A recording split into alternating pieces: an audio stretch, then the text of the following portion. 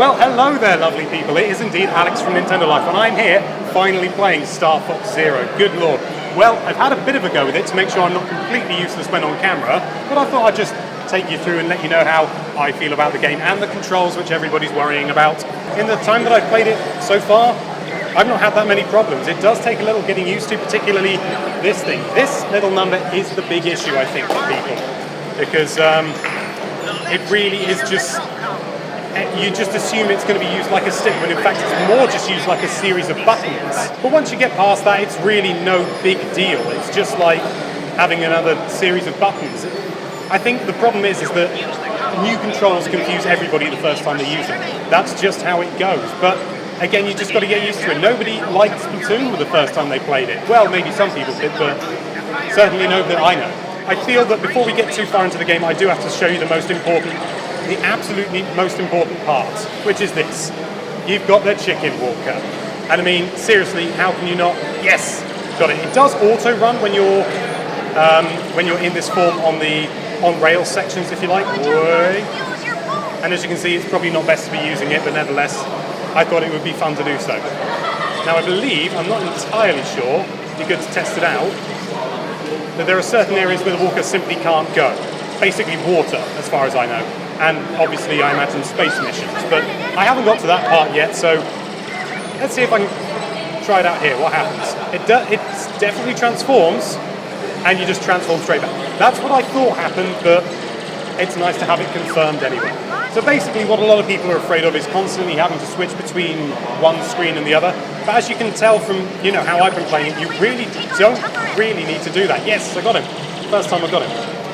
You don't need to do that. You can treat it almost like Splatoon controls, only you're using the left stick and the motion controls in conjunction, rather than the right stick and the motion controls, because everything's moving for you. Things get a little bit different in all range mode, but we'll come on to that when we come on to that. Now this is the point where, it looks like you're going this way, but then Falco has a brilliant idea and takes us down this way.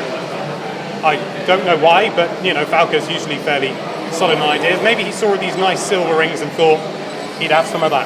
So in case you're not fully aware, the right stick is used for boosting, it's used for braking, and it's used for tilting left and right, and indeed the infamous barrel roll.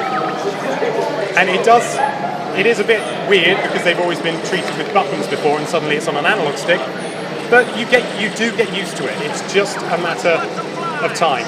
As you can see, even when cutscenes are happening, you can move the R-wing round, which is quite nice because it means that it doesn't break up the gameplay. It sort of feels like it's constantly going. The cutscenes aren't, stop everything, we've got some narrative, which is nice, I like it. Now these enemies, which you've no doubt seen from other videos, are I've just seen a gold ring, I'm having that, are particularly tricky because you can only damage them from the top, and so you can't really get away with not using the gamepad. So it's a good, gentle way of getting you into it because they're not fast or anything, and it gives you a rough idea. You may also see back then that my laser turned blue, my charge shot turned blue, sorry. And there's a very good reason for that. But as you can see there, I wasn't even looking. You just sort of get a feel for it after a while. The charge shot turns blue, I believe, there we go.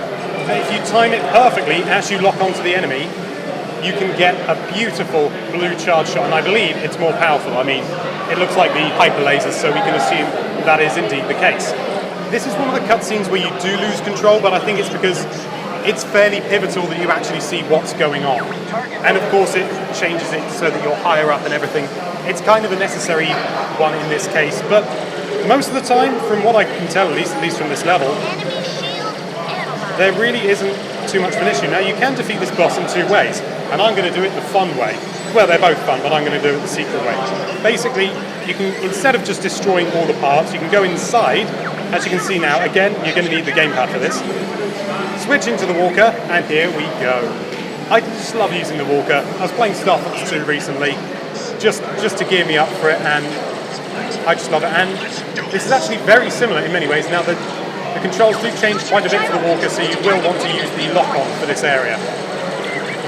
And indeed, you can hover by holding down on the stick. You can't hover forever, but it's just fun, and that's the important thing. And if you think it looks jerky when it's moving, dodging left and right like this, it emulates it on the gamepad. So it's nice realism there. There we go. And that's how it's done. So basically, as you can see, if you give it some time, just be patient with it, get to grips with it. I mean, this is only the third time I've done that level, which, sounds like, why am I playing the same level 3 times? But it's because there are very few levels available. But after just 3 goes, I've almost got it down. I think people are just a little bit. I think the issue was that a lot of people didn't have very long with it, and you really just need a bit longer with it to really get your hands on it, really understand the mechanics, and there you are. It's simple once you get used to it. But anyway, thank you so much for watching. If you like this video, then why don't you shoot that subscribe button? I hadn't planned this far ahead. And be sure to check out NintendoLife.com for all sorts of lovely Nintendo-related content. Thank you again for watching. Bye-bye.